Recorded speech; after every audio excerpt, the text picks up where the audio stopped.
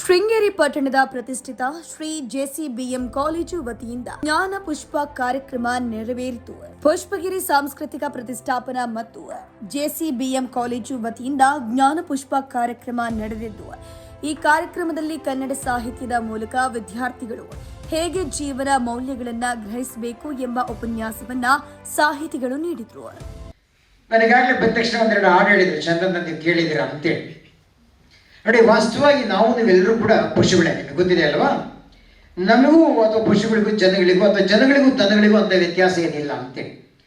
ನಮಗಿರ್ತಕ್ಕಂಥ ಬಾಯಾರಿಕೆ ಅವಕ್ಕೂ ಇದೆ, ನಮಗಿರ್ತಕ್ಕಂಥ ಕಾಮನೆಗಳ ಅವಕ್ಕೂ ಇದೆ, ನಮಗಿರ್ತಕ್ಕಂಥದ್ದು ಎಲ್ಲ ಹಸಿವು ಕೂಡ ಅವಕ್ಕಿದೆ. ನಿಮ್ಗೆ ಗೊತ್ತಿದೆ, ಜನ ದನಕ್ಕೇನು ಭಾರಿ ವ್ಯತ್ಯಾಸ ಇಲ್ಲ ಅಂತೇಳಿ. ಆದ್ರೆ ಒಂದು ವ್ಯತ್ಯಾಸ ಇದೆ, ಗಮನಿಸ್ಬೇಕು ನಿಮಗೆ ಅಂತೇಳಿ. ಯಾವುದಾದ್ರು ವ್ಯತ್ಯಾಸ?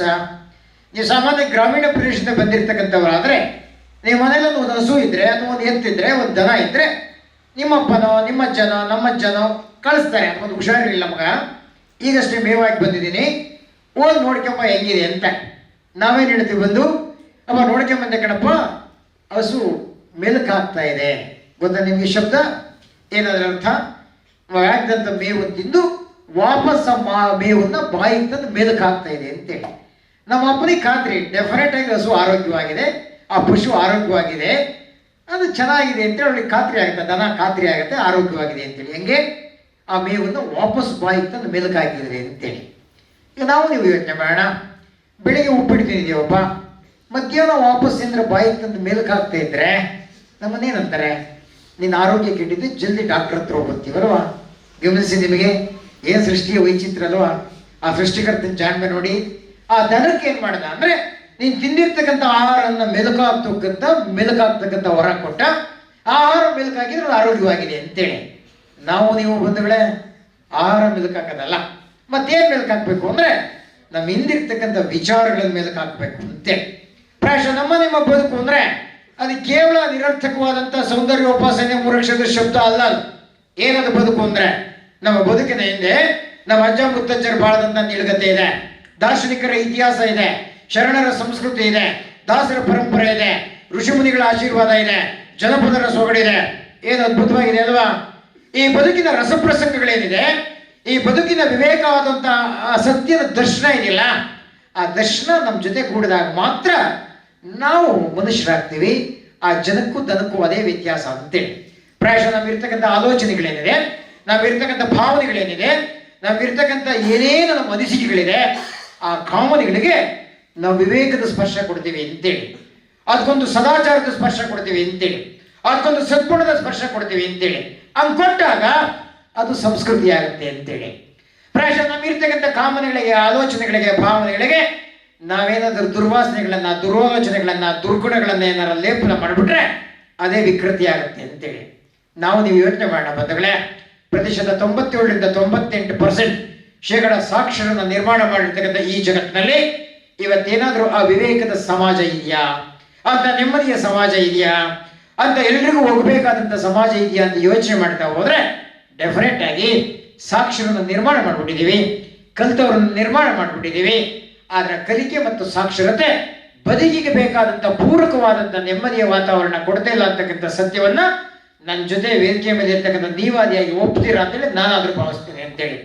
ಯಾಕೆ ಭಾವಿಸ್ತೀನಿ ಅಂದ್ರೆ, ನಿಮಗೆ ಗೊತ್ತಿದೆ ಬಂಧುಗಳೇ, ಪ್ರಾಯಶಃ ನಿಮ್ಮೂರಲ್ಲಾಗಲಿ ನಮ್ಮೂರಲ್ಲಾಗಲಿ, ಇಲ್ಲಿ ನಮ್ಮ ಶೋಭಕಾರಿದ್ದಾರೆ, ಒಂದು 30-40 ವರ್ಷದಿಂದ ಲೆಕ್ಕ ಹಾಕಿದೆ, ಈ ಮಟ್ಟದ ಸಾಕ್ಷರತೆ ಪ್ರಮಾಣ ಇರಲಿಲ್ಲ.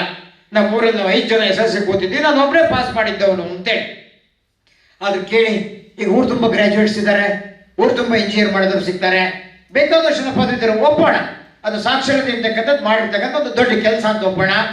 ಆದ್ರೆ ಅದು ಕೂತಿರ್ತಕ್ಕಂಥ ಹಳೆ ಯಜಮಾನ್ ಅಂತ ಕೇಳಿ ಹೋಗಿ, ಅಜ್ಜ ಇವತ್ತಿಗೂ ಅವತ್ತಿಗೂ ಕಾಲ ಹೆಂಗಿದೆ, ನಿಮ್ಮ ಕಾಲ ಹೆಂಗಿತ್ತು, ಈ ಕಾಲ ಹೆಂಗಿತ್ತು ಅಜ್ಜ ಅಂದ್ರೆ ಏನು ಹೇಳ್ಬೇಕು? ಅಜ್ಜ ಏನು ಹೇಳಿ ಮಗ, ಬರೋಲ್ಲ ಕಣ್ ಮಗ, ನಮ್ಮ ಕಾಲದಾಗ ಇಷ್ಟೊತ್ತು ಓದ್ದವ್ರಿಲ್ಲ ಕಣ್ ಮಗ, ನಾವು 4 ಜನ ಓದ್ದವ್ರು ಬಿಟ್ರೆ ಯಾರು ಇರಲಿಲ್ಲ. ಈಗ ಪರವಾಗಿಲ್ಲ, ಓದ್ದವರೆಲ್ಲ ಊರು ತುಂಬ ಇದ್ದಾರೆ, ಅವರೆಲ್ಲ ಸೇರ್ಕೊಂಡು ಒಂದು ಸಂಘ ಕಟ್ಟಿದ್ದಾರೆ, ಒಂದು ಸಾಹಿತ್ಯ ಸಂಘ ನಿರ್ಮಾಣ ಮಾಡಿದ್ದಾರೆ, ಏನೇನೋ ಕಾರ್ಯಕ್ರಮ ಮಾಡ್ತಿರ್ತಾರೆ, ಊರು ಶಾಂತವಾಗಿದೆ, ನೆಮ್ಮದಿಯಾಗಿದೆ ಅಂದ್ರೆ ನಮ್ಮ ಸಾಕ್ಷರತೆ ಅದರ ಗುರಿ ಮುಟ್ಟಿದೆ ಅಂತೇಳಿ, ಅದರ ಸಕ್ಸಸ್ ಸಾಫಲ್ಯ ಸಾಧಿಸಿದೆ ಅಂತೇಳಿ. ಅಜ್ಜ ಏನಾದರೂ ವಿಷಾದದಿಂದ ನೊಂದ್ಬಿಟ್ರೆ ಏನು ಹೇಳ ಮಗ, ನಮ್ಮ ಕಾಲದಲ್ಲಿ ಇಷ್ಟು ಓದ್ದೇವ್ರು ಇರಲಿಲ್ಲ ಕಣ್ ಮಗ, ಯಾರ್ಯಾರು ಇಲ್ಲ, ಊರು ತುಂಬ ಓದ್ದೇವಿದ್ದಾವೆ. ಆದ್ರೆ ಕಾಲ ಎಷ್ಟು ಕೆಟ್ಟುಬಿಟ್ಟಿದೆ ಅಂದ್ರೆ, ನಾವು ಯಾವತ್ತೂ ಕೂಡ ಜೂಜ್ ನೋಡಿದವರಲ್ಲ, ಇಸ್ಪೀಟ್ ನೋಡಿದವರಲ್ಲ, ಯಾವುದೇ ಹೊಡೆದಾಟ ನೋಡಿದವರಲ್ಲ, ಗಲಾಟೆ ನೋಡಿರಲ್ಲ, ಜಾತಿ ಸಂಘರ್ಷ ನೋಡಿದವರಲ್ಲ, ಕೋರ್ಟ್ ನೋಡಿದವರಲ್ಲ, ಪೊಲೀಸ್ ಸ್ಟೇಷನ್ ನೋಡಿದವರಲ್ಲ. ಇವತ್ತು ಓದ್ದವೆಲ್ಲ ಬಂದು ಊರನ್ನೇ ಒಂದು ರೀತಿ ರಣರಂಗ ಮಾಡಿಬಿಟ್ಟಿದ್ದೇವೆ ಅಂತೇಳಿ ಬೇಸತ್ತು ಬಿಟ್ರೆ ನಮ್ಮ ಶಿಕ್ಷಣ ಸಾಧಿಸಬೇಕಾದ ಗುರಿ ಸಾಧಿಸಿಲ್ಲ ಅಂತೇಳಿ, ಹೋಗ್ಬೇಕಾದಂಥ ಟ್ರ್ಯಾಕಲ್ಲಿ ಹೋಗಿಲ್ಲ ಅಂತೇಳಿ ಪ್ರಾಯಶಃ. ಹಾಗಾಗಿ ಈಗ ಮಾತಾಡಿದಂಥ ಸತ್ಯನಾರಾಯಣ ಸರ್ ಹೇಳಿದರು, ಪ್ರಾಯಶಃ ಕಲಿಕೆ ಅಂತಕ್ಕಂಥದ್ದೇನಿದೆ ಅದು ಕೇವಲ 4 ಗೋಡೆಗಳ ಮಧ್ಯೆ ಕಲಿತಕ್ಕಂಥದ್ದು ಅಷ್ಟೇ ಶಿಕ್ಷಣ ಅಲ್ಲ ಅಂತೇಳಿ. ಮತ್ತೆ ಯಾವುದು ಶಿಕ್ಷಣ ಅಂದರೆ ಈ ಬಯಲನ್ನೇ ಒಂದು ಯೂನಿವರ್ಸಿಟಿ ಮಾಡ್ಕೋಬೇಕು ಅಂತೇಳಿ. ಆ ಬಯಲ ಜ್ಞಾನ ಅಂತಕ್ಕಂಥದ್ದು ಇದೆಯಲ್ಲ, ಅದು ನಿಮ್ಮೊಳಗಡೆ ಕೊಂಚ ಜಾಗೃತವಾಗಿಬಿಟ್ರೆ ಡೆಫಿನೆಟ್ ನಾವು ವಿವೇಕಿಗಳಾಗ್ತೀರಾ ಅಂತೆ. ಎಲ್ಲ ಸಾಹಿತ್ಯ ಇದನ್ನ ಹೇಳುತ್ತೆ. ನಾವು 15ನೇ ಶತಮಾನದಲ್ಲಿ ಪುಲಿಗೆರೆ ಸೋಮನಾಥ ಅಂತಕ್ಕಂಥ ಒಂದು ಕವಿ ಇದೆ. ಪ್ರಾಯಶಃ ನಿಮಗೆ ಕನ್ನಡ ಬೇಜಾರಿದ್ರೆ ಹಿಂದೆಲ್ಲ ಓದಿರ್ತೀರಿ. ಕೆಲವೊಮ್ಮೆ ಬಲ್ಲವರಿಂದ ಕಲಿತು, ಕೆಲವೊಮ್ಮೆ ಮಾಡ್ಪವರಿಂದ ಕಂಡು, ಕೆಲವೊಮ್ಮೆ ಶಾಸ್ತ್ರಗಳಿಂದ ಕೇಳುತ್ತಾ, ಕೆಲವೊಮ್ಮೆ ಸುಜ್ಞಾನದಿಂದ ನೋಡುತ್ತಾ, ಕೆಲವೊಮ್ಮೆ ಸಾರಸಜ್ಜನ ಸಂಘದಿಂದ ಲರಿಯಲ್ ನೀನು ಸರ್ವಜ್ಞನ ಪತ್ತೆ ಕೇಳ್ಪಲವಂ ಪಳ್ಳ ಸಮುದ್ರವೇ ಹರಾರ ಶ್ರೀಚಂದ್ರ ಸೋಮೇಶ್ವರ ಅಂತೇಳಿ ಆ ಸೋಮೇಶ್ವರ ಶತಕದ ಪದ್ಯನೇ ಸಾಮಾನ್ಯ ಓದಿರ್ತೀವಿ ಬಂಧುಗಳೇ. ಹಾಗಾಗಿ ನಿಜವಾದಂಥ ವಿವೇಕ ನಮ್ಮೊಳಗಡೆ ಜಾಗೃತ ಆಗಬೇಕು ಅಂದರೆ ನಾವು ಕೆಲವೊಂದು ಓದ್ತಾ ಕಲಿಬೇಕು, ಕೆಲವೊಂದು ಶಾಸ್ತ್ರದಿಂದ ಕಲಿಬೇಕು, ಕೆಲವೊಂದು ಸವಾಸದಿಂದ ಕಲಿಬೇಕು, ಕೆಲವೊಂದು ಮಾಡ್ತಾ ಕಲಿಬೇಕು. ಆ ಕಲಿಕೆಯ ಪ್ರಕ್ರಿಯೆಯನ್ನು ವಿಶೇಷವಾಗಿ ಗ್ರಹಿಸಿದಂಥ ನಮ್ಮನ್ನೆಲ್ಲರ ಮೆಚ್ಚಿನ ಒಂದು ಸಾಹಿತ್ಯದ ಪರಿಚಾರಕರಾಗಿರ್ತಕ್ಕಂಥ, ಒಂದು ಸಂಸ್ಕೃತಿಯ ಜಿಜ್ಞಾಸವಾಗಿರ್ತಕ್ಕಂಥ ನಮ್ಮ ಸನ್ಮಿತ್ರ ಎಸ್ ರಾಜಣ್ಣವರಿಂದ ಅವರ ಕಲ್ಪನೆಯಿಂದ ಮೂಡಿ ಬಂದಿರತಕ್ಕಂಥ ಒಂದು ಹೊಸ ಥಾಟ್ ಇದೆಯಲ್ಲ, ಯೋಚನೆ ಇದೆಯಲ್ಲ, ಅದೇ ಪ್ರಾಯಶಃ ಜ್ಞಾನಪುಷ್ಪ ಅಂತಕ್ಕಂಥ ಶಬ್ದ ಅಂತೆ. ಈ ಕಾರ್ಯಕ್ರಮಕ್ಕೆ ಮುಖ್ಯ ಅತಿಥಿಯಾಗಿ ಸಾಹಿತಿ ಚಟ್ನಳ್ಳಿ ಮಹೇಶ್ ಭಾಗಿಯಾಗಿದ್ದು, ಪದವಿ ಪ್ರಾಂಶುಪಾಲರಾದ ಎಂ ಸ್ವಾಮಿ ಪ್ರಶಾಂತ್, ಸತ್ಯನಾರಾಯಣ, ಪುಷ್ಪಗಿರಿ ಪ್ರತಿಷ್ಠಾನದ ಸಂಸ್ಥಾಪಕ ಮೋಹನ್ ರಾಜಣ್ಣ, ಪ್ರಜ್ವಲ ಇನ್ನಿತರರು ಉಪಸ್ಥಿತರಿದ್ದರು. ಈ ರೀತಿಯ ಇನ್ನಷ್ಟು ವಿಡಿಯೋಗಳು ನಿಮಗೆ ಸಿಗಬೇಕೇ? ಹಾಗಾದ್ರೆ ಈಗಲೇ ನ್ಯೂಸ್ ಮಲ್ನಾಡ್ ಚಾನೆಲ್ನ ಸಬ್ಸ್ಕ್ರೈಬ್ ಆಗಿ, ಕೆಳಗಿರೋ ಸಬ್ಸ್ಕ್ರೈಬ್ ಬಟನ್ ಮೇಲೆ ಕ್ಲಿಕ್ ಮಾಡಿ ಉಚಿತವಾಗಿ ಸಬ್ಸ್ಕ್ರೈಬ್ ಆಗಿ. ನಿಮ್ಮ ಒಂದೊಂದು ಸಬ್ಸ್ಕ್ರೈಬ್ ಕೂಡ ನಮಗೆ ಬೆಂಬಲ ಸ್ಫೂರ್ತಿ.